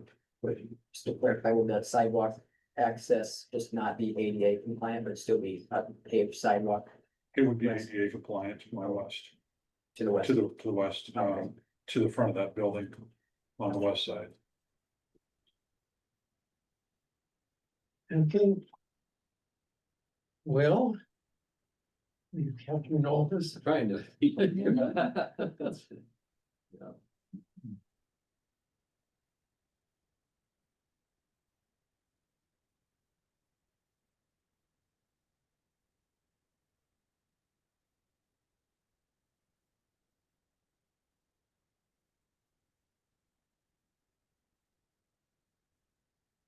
Well, I think we're ready to have a motion proposed. And we will have as an addendum to that motion, the items that we come on in our discussion that we believe are necessary before we see the final site plan. So the motion. I'll make the motion to table until we have a revised site plan incorporating the recommendations that have been made at this meeting. So, okay, so let's go one by one. Brad, I would agree. Aye. Madison. Aye. Brian. Aye. And you will get it. Yeah. All done. Aye. Aye.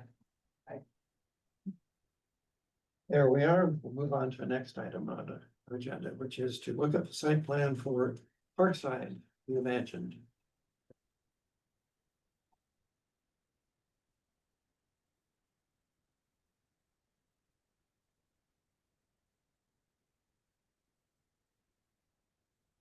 Hey, John, when you're ready, Parkside.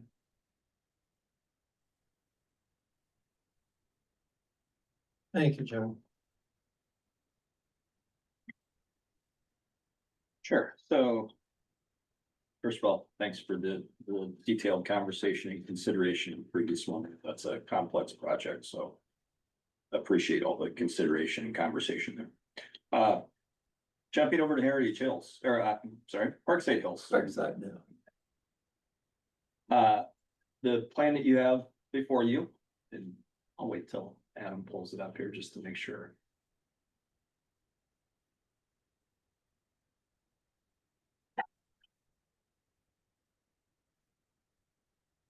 The plan that you have before you is a proposed amendment to the previous concept plan for the Parkside Hills subdivision. It shows a mix of 12-plex multifamily apartments, and then the previously discussed 9, 12, I think there's a few 15-unit buildings in that subdivision that are similar in nature, so somewhat to those that were presented on Heritage Hill. All of them, as we discussed previously, will be sprinklered to make sure that we meet those requirements. As far as the mix of the housing that we've provided, it's a mix of 2 bedrooms and 1 bedrooms. We really focused early on trying to have a continuity along the interstate ramp. There's already 2 existing 12-plexes in that location. We wanted to keep some consistency and continuity as you get off the interstate. You are entering West Branch with a look and feel of that really attractive 12-plexes as you come off and enter the development. So we think there's an opportunity to do that with the 12-plexes that we have designed. They're similar to some degree in nature to those that are already constructed. The primary difference is they do not have the attached garages that those 2 existing units do. All the parking is provided off-site, immediately adjacent to those buildings. And when you move up into the 3-plex or the 9-plex and the 15-plexes and the 12-plexes, those units as well have a mix of, again, 1 and 2 bedroom units. We've provided parking with a mix of typical outdoor spaces and then carport spaces, similar to those that are in Heritage Hill on the north end. Switching gears a little bit to the commercial space, the other proposed part of this Parkside Hills is 2 commercial buildings and space for a hotel. And in speaking with Blaine and the development team, they plan to donate the lot that the hotel would go on to the city of West Branch, such that West Branch could then proceed with issuing RFPs or requests for information, requests for proposals for individuals to come in and develop a hotel on that property. So that would be a donation on the development team's part for that property. We push the hotel as closely to the ramp as possible while still providing parking. There's a small commercial building immediately north of the hotel. It would give us the opportunity to provide some patio frontage for possible businesses that would have patio frontage to the north, or any retail business, be it a restaurant or some type of small amenity for this immediate neighborhood, to support this immediate neighborhood. And then again, new residents or people that are entering West Branch from the interstate. There's 1 more commercial building there on lot 9. It's approximately 7,000 square feet. It could be 1 large commercial user. It could be split into 2 or 3 commercial users. There is access for a possible drive-through in the event that there was a tenant there that desired to have a drive-through. So we've allocated some space for that. Parking on the entire property. The parking for the commercial site and the hotel, we've allocated, I believe, 1 space for 150 square feet for the commercial. So that's recognizing a kind of a combination without knowing the tenants of a heavier restaurant use that maybe requires a little more parking versus a typical business, or smaller, less intensive use for parking for other potential commercial properties. And then we've provided 1.2 parking spaces for the hotel. That's generally consistent with other hotel sites throughout the eastern Iowa area. As far as the residential units for parking, we've planned for 1 parking space for for the 1-bedroom units and 2 spaces for the 2-bedroom units. It averages out, the site plan is a little more heavily weighted towards the 1-bedroom unit, so it averages out to a little bit under 1.5 spaces per unit. But it's generally consistent with the same thing we tried to achieve at a Heritage Hill. And again, that ratio is consistent with other communities in eastern Iowa as far as trying to make sure we provide enough parking for the tenants, for visitors, but also not a huge parking lot. We want to have green spaces, so there's some green spaces scattered throughout the site. There's some there centrally located, a little bit of a common area there. As you move over to the east, on the eastern portion, there's a green space that runs through the middle of those properties, through those proposed units, along with the sidewalks to collect those to allow access to those units. And again, we looked at some of the fire access lanes and some of those types of things. In that corner where Adam is right now, we do have a connection to the existing private drive. It's a little hard to see. There's two trees there on the eastern side, but we do have a connection there, so we can provide circular access for fire trucks and emergency vehicles to be able to enter the site and navigate back out without backing up and doing extensive turnarounds. And I'm happy to answer any questions if there are any. I have a couple questions. Did you study absorption rates in West Branch when you came up with this plan? We didn't. I'm sure that, I think the developer, prior to making the offer and pursuing this development, I think that's not something he's definitely looked at. I know, obviously, he's developing the Heritage Hills, but he's aware they've had great success, to my understanding, with those units as far as being able to get them filled pretty consistently in both the townhomes, the fourplexes, and those 12 Well, and plexes. one of the things that we talked about when we approved that plan initially was resale. Affordable housing has been a really big concern in our community, and Mhm. providing units that can be single family home. Obviously, we had some issues with our abstracts in that whole process. Those all went back to rentals. They were no longer for sale. What are we doing here?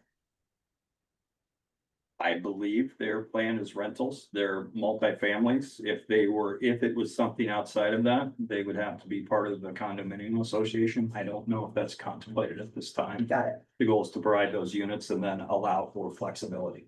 There's no opportunity for, obviously, individual fee title ownership of a property, but there would be opportunity over time if that was something the developer chose to pursue. Yeah. To sell them off as condominium units.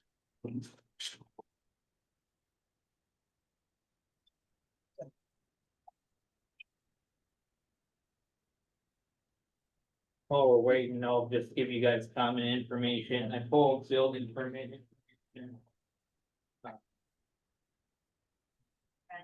Just to kind of understand what's been going on in the city, this whole entire year, there's only been one building permit for a single family. Property, so as of right now, I can't tell you that single families are popping up right now and are super accessible. I wish I had better news than that. That's just the information that's gone on this year. It's pretty much most of our building growth's been multifamily. It hasn't been single family. I was gonna ask about there's a number of what appear to be private streets that would be constructed with this revised site plan. And I'm just wondering about, you mentioned something about, would that be maintained by some larger association that manages this entire area, or each individual building? There's some percentage of it? Go ahead. I guess I'm just wondering how that works. I think there's an opportunity to navigate that in a couple different ways, again, depending as it moves forward, whether it's individual contributions or whether it's done as a collective. Certainly, the commercial businesses are gonna have a little different need than the residences immediately, so maybe there's an opportunity to change how that's structured or structure that a little differently as it moves forward, but that's something certainly that would need to be considered by the developers. They put the development agreement forth and put some of those agreements in place as it moves along. I understand the PUDs do provide some incentive to use non-traditional street geometry with the denser construction, but I think in this instance, at least in the area around the commercial and hotel, we may want to consider or drive for public streets access to those areas so that they can be maintained and useful. if there was a snow event that a private contractor wasn't able to. Sometimes they don't clear snow until it's done snowing, and if it snows for more than a day. Sure. Hotel may have a hard time getting customers off the interstate if they can't get to the building. That would be. Yeah, understandable. They do have obviously immediate access to a public street from the hotel property. It's a very short distance. That would be relatively standard to a normal hotel site, as far as access to their property, they would need to get that plowed. But again, because it's meshed in with the overall development, there needs to be a conversation, it need to be worked out. Who is responsible for that, the timing of when that happens, obviously, all those things need to be considered. I would say the original concept for this site generally had the same configuration on the commercial side. There was a private drive that lined up with, I apologize, I don't street to the north, it's a T intersection. So there was a private drive there that extended down. Then we had the commercial property, we had a hotel on the site. I think the commercial was maybe even a little larger node. The primary difference between this and the previous is that the additional housing in the central portion of the property. Those of you that are familiar with the previous development, it had a larger, I think it was independent living facility application. So this would be replacing that independent living facility with 1 and 2 bedroom housing opportunities for immediately off the interstate, and a great opportunity for commercial uses and some of those other things. You know, these residential units can support the commercial uses, and you're immediately populating that area so that they can also, you know, support the commercial and vice versa. And it still provides the opportunity again for people that are getting off the interstate, people that are visiting West Branch with those commercial uses, close proximity, and even for the existing community in West Branch. I have another question. It's maybe not something that you would be able to answer, but maybe based on the discussion on the timeline for this revised site plan to be built out. Is it phased like the lots would be built out in order or in any particular sequence? No particular order, other than I know that they would like to proceed as quickly as possible, and our immediate efforts have been focused on working out some more detailed design in that southeast and east side. I can answer that. The housing tax credit application was for this area that we applied for this year. So in this area is the units that were applied for, so that would be where he would start. I don't know the entire phase process. Beyond that, I think it would potentially depend on a mix of applications for the credits and then absorption rate.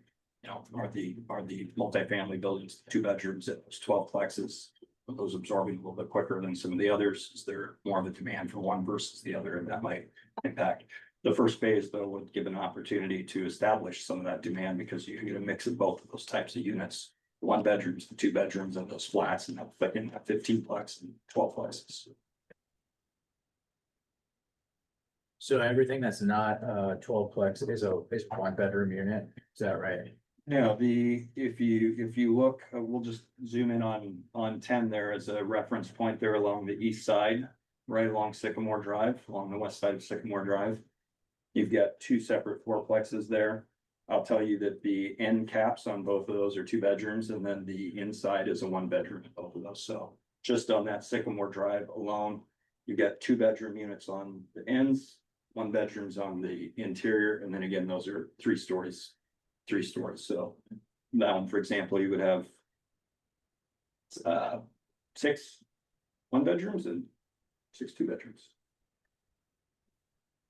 The carports. I haven't seen a lot of those new, other than Heritage Hill, I guess, right? I'm curious, how are those working out?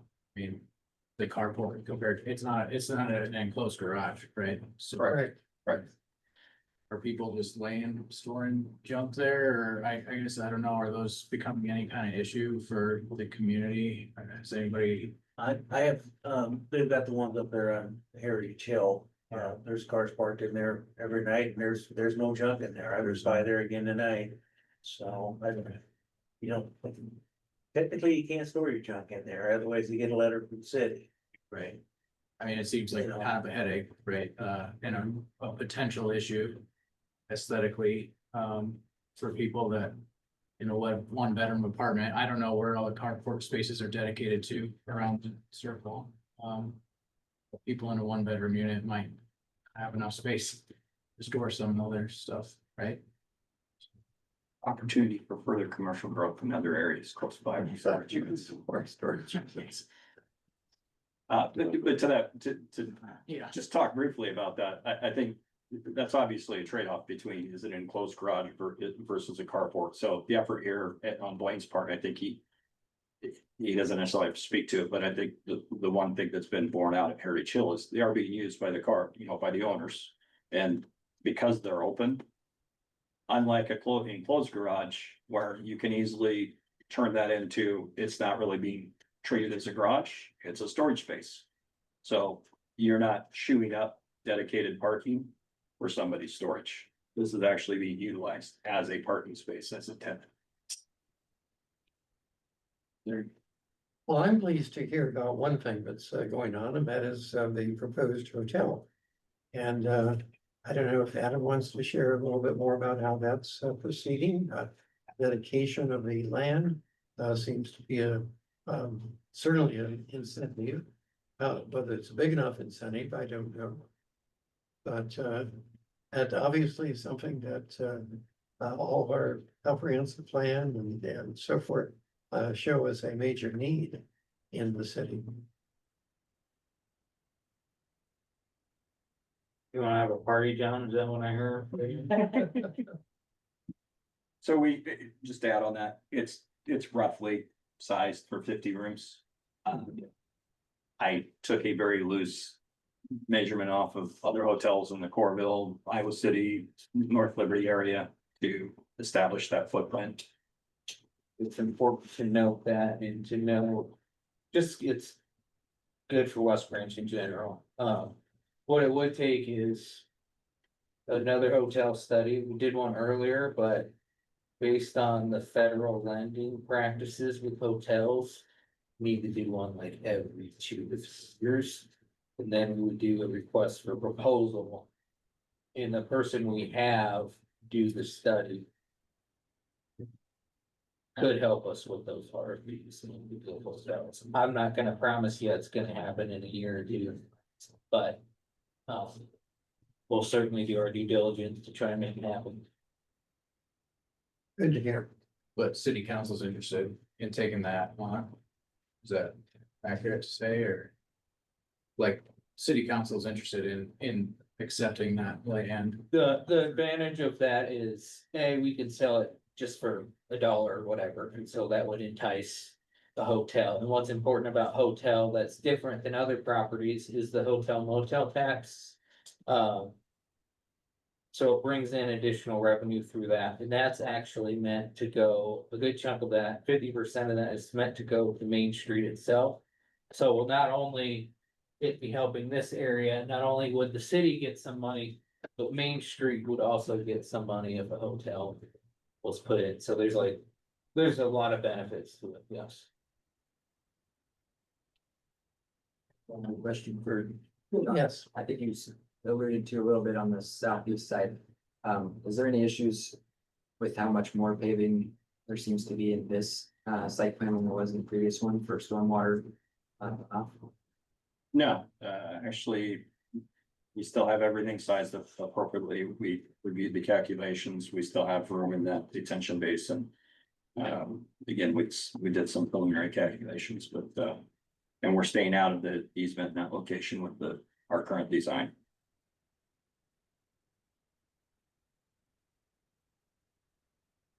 The question arose as to whether the city council would be interested in pursuing a hotel. Roger, I don't know if you have anything to say about that, if you. Yes. Okay, go to it. Well, I don't. Yes. We're not gonna have. Yeah. Yeah, well, we need someone to build a hotel. We need another one. Be a great benefit to the community, to the national park. A brand new library is gonna wants some visitors, well, might want to stay a night. It'd be a good benefit, great benefit, so I welcome him. We welcome him. Well, John, thank you. I don't think we have more questions. Thank you.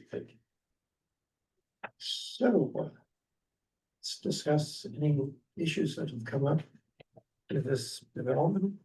I haven't heard anything in terms of major objections to it. Or even minor. I don't really have any objections or anything, but I just wanted to bring to the table, do we have any like open space concerns? Well, I was looking at this site plan again, and there isn't anything in the way of a gathering space or whatever. Clearly, it would be desirable, I would think. You're going to have a real neighborhood there. You might want to have someplace that the people in the development can gather for whatever it might be. Yeah, and also just with that, maybe just like the large partition of parking areas, just maybe like breaking that up with. I don't know, this seems like a lot of pavement. But that's just a perspective. I don't have anything in the code to. Wonder if outlot A would be a good, previous vision, a good use, maybe like a small playground equipment and a park bench would be enough for the, they really have a place to get outside. Park bench, a shelter, things like that. Yeah. There simply isn't much other space, is there? Jump in, I don't want to interrupt, like Hirschberger and Cubby Hirschberger back here are also part of the development team. Outlot A, just immediately north of Elm Street there, north of lot 9. Oh. Right. They currently own that, so that would be an opportunity to, in addition to the small, the green spaces that we have scattered throughout the site, that would also be an opportunity to maybe do something for a gathering area for this, that can serve as a gathering area for the community. Weird. I see that as very desirable. Oh. Yeah, I can see that at least.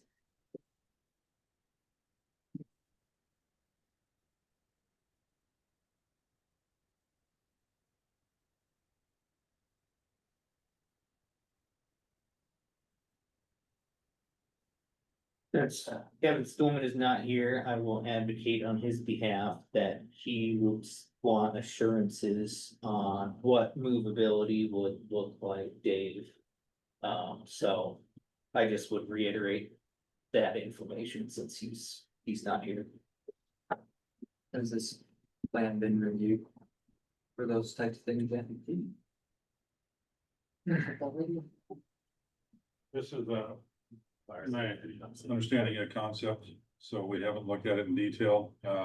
Adam and I did sit down the other day and talk through that. Pointed out that southeast area is probably the concern from a movement standpoint. When Kevin was here, he and I had looked at this and looked at routes that we can access each building in that southeast corner. Maybe some of the intersection radius coming in has to be widened out a little bit, as well as leaving going on that private street on the east side. Those are two areas that we want to take a look at, fire truck turning radius, just to make sure it was compliant before we approve the site plan when it gets to that point for those two buildings. But the only other thing I would say on this is we probably should take a look at the parking. I know there's some parking that's proposed on the bottom. We get into situations with usage, even though a 1-bedroom apartment, if there's a couple lives there, they could have 2 cars, a 2-bedroom, there could be roommate situations there, you could have 2 or more cars. We don't have any room here to expand the parking. This is pretty much fully built out. So we would probably want to take a look at that and maybe look at some other areas that have had this type of housing and see what that looks like. I know there are some other communities that I work in where we've had some Bowplex type arrangements, and those have had a little bit of a parking issue. So we'll look at that more, but I just wanted to point that out. That's something that should be Keep evaluated. learning and just kind of trying to represent the board views. Obviously, I try and represent council on the day to day, but just as a board perspective. Obviously, the developer had to buy out. The property not doing so well. And that was rather expensive And so he'll have to have some number of units. So that way he's not losing money. But then there's discussions about open space. I just didn't know which one you would want me to fight more for. Would that be the open spaces or is that the parking spaces you want me to fight more for? Well, in my case, it would be the open space. What about others? I've never had that question asked, but yeah, I think open space. Need open space, you can convert if it comes to a push or shove That's true. situation. Thing you have to look at also those is if you don't have enough parking, where are they gonna be parking at? It's an issue. They're gonna be parking on the Right. streets, then you never will get a fire truck through there. That's something you gotta look at too. I mean, Yeah, it's a balancing act. You know, that are all the parking, so. So I guess I'm just trying to understand that currently the minimum parking requirements aren't met for some of these. Buildings, I'm sorry, what was it? so are the parking requirements met, like the minimums? Well, it's just a schematic. I didn't Oh, okay. calculate everything out. I know in the code it says, you need, one parking space per dwelling unit. Okay, so I feel like as long as like the minimums are met, when it comes to that point, Mhm. then I think I would feel comfortable. Going for the open space, because at that point, that's just the minimum, and that's what we required. Right. That's just my interpretation of it. Do we see this plan again ever, once they get construction again, or more detailed? To do a site plan. Yeah, so This is just a review, it's not. Like a concept? Yeah. Okay, cool. Yeah. Yeah, maybe I started plan then, have Yeah. more, I think that's a final site plan, I have a question. yeah, so. When staff has had more time to review those counts. And Dave's reviewed other complexes and can give a recommendation. Whether that the parking seems satisfactory. Well, I'd like to make a proposal, I think we'll perhaps to that point. And that is that we approve the Parkside Reimagined Phase One proposal.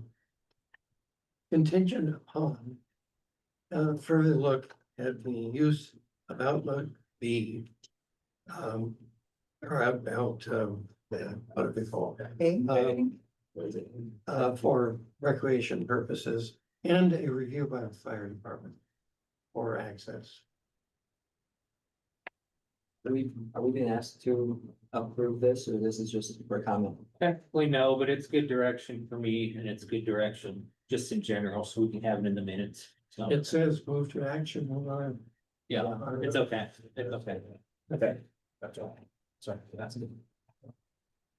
There's seem like reasonable contingencies. Yeah. Yep.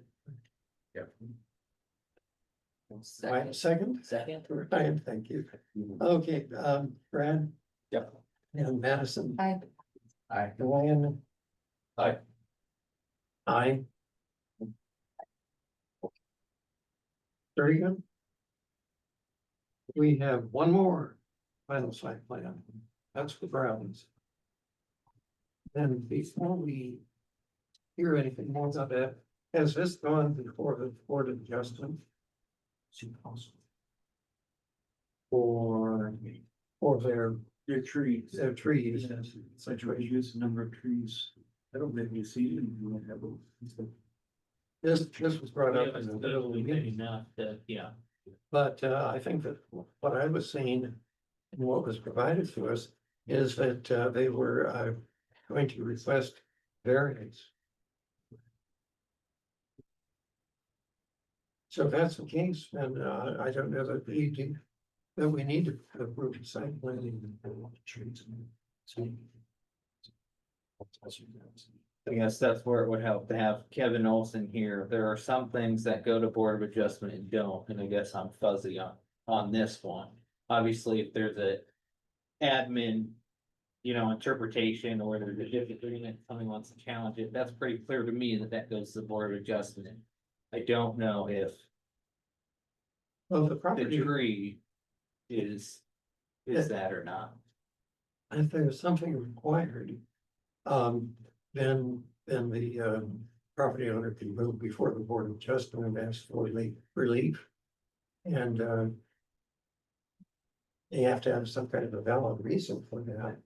Which I think in this case is their business operations being impeded by an excessive amount of vegetation.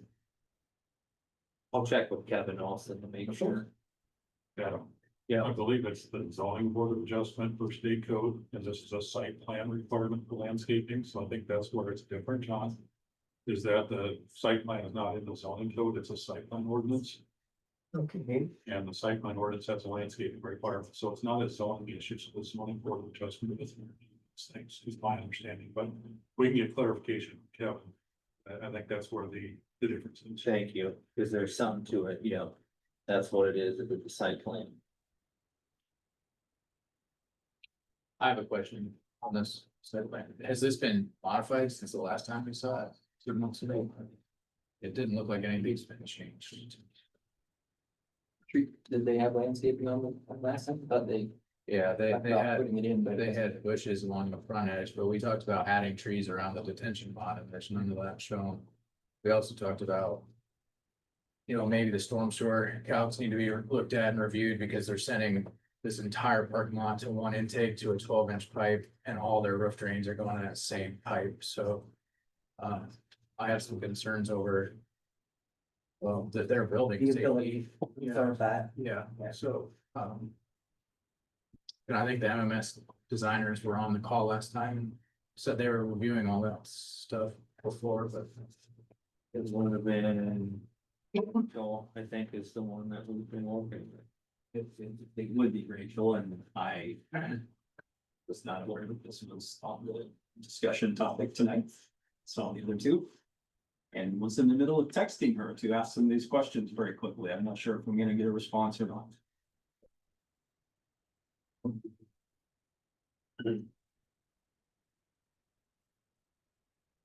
does it sound to the rest of you that maybe tabling this till we get more answers would be appropriate? Yeah. Should we discuss? Is there any more discussion about the landscaping trees that we need to go through? Like last time, I think, like Ryan was saying, we talked about maybe the detention area would be a place where they could meet the requirement, not impede the views that their business needs from the interstate or the public street access. Or the bird droppings was a concern. And then there's a 10-foot elevation difference to the top of the detention pond, so it seemed to be an opportunity to get those issues resolved. And I don't know if they can meet the trees, but one of my concerns is that they're providing a 1-to-1 swap out of one bush for one tree of what they're required, and cost of a bush is like a third of a tree probably, right? So I just think that adding some percentage of the trees would be ideal in an area where it's detention pond area anyway, but. I brought up the question that there are all kinds of trees. And that there are ones that are quite short. Yeah. And that it would not be terribly hard to have ginkgo trees, for example, which you're never gonna get much above 10 feet. And other types of trees that would be appropriate. Just something to balance the site, I think, a little bit. Aesthetically. But other than that, the other variants they were asking about was the paving islands, right? And I think we kind of agreed that to be waived, right? So they could plow easier and get some more cars is something. What's that green space in front, like the grass? It's like the breakup of the pavement has to be. I don't know, Dave, do you have a percent of those like islands that would be being omitted with their requests on that variance for this lot? Cause they have some like parking stall islands by the building, but that was part of their request for the variance was to eliminate the other parking stall islands, right? Throughout the lot. Right, in the display area where they were going to have the vehicles parked out, they didn't want to have those, so they could position the vehicles wherever they wanted to and not have issues with trying to plow those when they were moving the vehicles that were on the lot to shift to plow. Just a operations issue for them that they were trying to avoid having to do that if they could, and they weren't planning to landscape those anyhow, so they don't really serve for much of a purpose. If that's the case, they won't put lights out there. With my understanding, they were gonna try to keep it closer or around the perimeter, and internal to the parking lot for the same reason, so. That was the conversation that was had on that, but as far as the percentage that they're omitting, I don't have that number.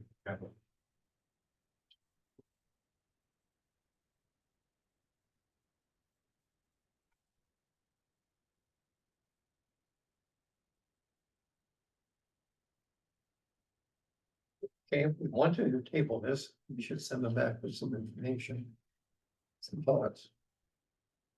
Some resolution on the landscaping and storm water questions. Or the few discussion items last time. To make sure that we It's easier to just table and make sure they've got their specific engineering here, so. No, yeah, provide some clarification on those things and then bring it back, maybe at the next meeting. What's the tree thing also, they didn't want to attract birds. Yeah. That's what I said. That was Moving on their vehicles. Yep. Yeah. Of course, you realize birds are attracted to bushes also. Well, and if they got lighting out there, they're gonna be sitting on top of the lighting poles anyways. Right.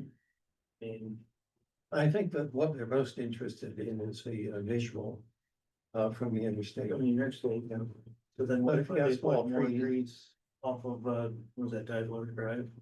You know, they put more trees on there then or something. No, it's quite true. Would we consider accepting they could buy some trees, put them in a park? Equals a trade-off to not having to install trees. We get trees somewhere, they would have to pay for them. Sounds good to me, also. Like they water. Yeah. They'd have to water these, yeah, they'd have to water all. Maintenance period. Don't. I don't know, I think that really some green space around this huge conflicts of automobiles and huge size pickups and so forth. Well, yeah, Wouldn't hurt. just think about going out there tomorrow, if this was done already, sitting out there when it's 105 degrees and you don't have no shade or anything. Yeah. You gotta think about that too. I mean, trees, you know, are good for everyone. But they just need to figure out how to strategically place them. Yeah, but if you go around, Lots. go around to different areas, the other dealerships, there's no trees. Well, we can start having an Yeah. exception. Alto for there's no trees. I mean, we have to, Yeah. I agree to a point, yeah, but I. Wall still saw, think no you trees. need- You need some trees. yeah, On this site, they've got plenty of space. yeah. Couple of things to mention, you and Ryan asked about the storm sewer, so on sheet C-160, that storm sewer has been upsized to 15 inch. And there's a big steep slope on that going down, so it has a fair amount of capacity, there's also an intake to the east. Goes intake 1, and there's a 15 inch line between those two. So they did revise that, there's still a 10 inch line that takes downspouts from the building across there for low flow, but most of this is intended to run overland. That area, the curb and gutter catches that, directs it to the intakes, and it lets it down to the stormwater pond. So Rachel did provide some calculations for that. The other things that we were looking for were to provide some turning radiuses for the trucks to go in and come out. Those have been provided. And we were also looking for an access easement and utility easement, and that's also shown on C-160 on the west side, just left or just west of the boundary of this particular parcel on the existing area. So there are some changes that were made to this. I think the tree question, I know there was some discussion on that, there aren't any trees shown down by the pond. That would be the main issue that we're looking for, is if they could do something down there, if there's a suggestion or a direction. That would probably be helpful for Rachel to understand what we're looking for. Yeah, I see a 12 inch still, and that's just the plan that was included in the packet, so maybe they have revised something after we got this one sent out this week. So they could update it, show the 15 inch instead. Something like 15. Here's Even a 10 inch roof drains isn't. this was what I received from her to look at that. one take, there's a 15 at the end and then one out. They both. Yeah. Yeah, the one that we got was, they were posted 12-inch, that was sent out on Thursday. Whoever that's on the.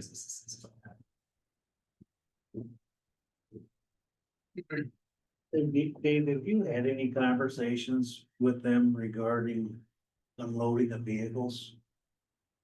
You know, right now, they unload them right out in the street. Block traffic, I've noticed. So the circulation, Be plenty of room on this new site for unloading them on their own property. that's why we were asking for the circulation for the semi truck. Reloading, and what they provided was this C-124 too, which shows the truck path. So they can go onto their property and get those vehicles offloaded and then go back out on the street. Perfect. We, at least one of their outlets will have the unloading on the street. They can upload them where you drive them. But no, not chance. You need to take them off up there, come down. Driving time. Good idea. Same. We need a motion to We do need a motion and, table the site plan for resolution of the landscaping and maybe some of these other questions. Updated images that show it, maybe has been sent forth from the engineering. we can ask for an updated site plan and, a revised vegetation portion of that plan, showing, at least, a number of trees around the retention pond and possibly in some other parts of their property. Should make that on motion. Yeah. I'll second. Madison seconds. Oakson. Brad? Yep. Madison? Aye.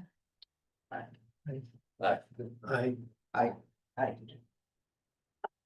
Well, last item is number 5, and I put that down because it seems to me this is the first time that we've had a case where we've had a new building on Main Street that is within the zone that needs design review.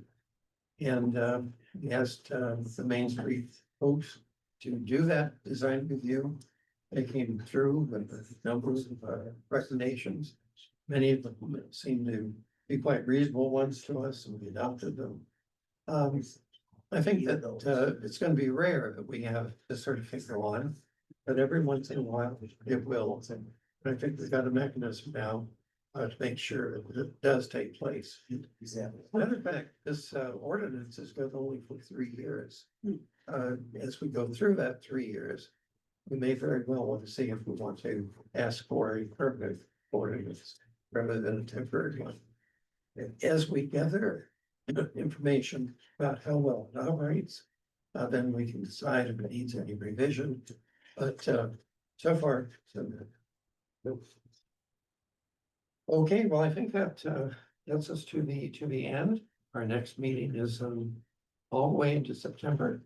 There may be reasons that we want to have a special meeting between now and September.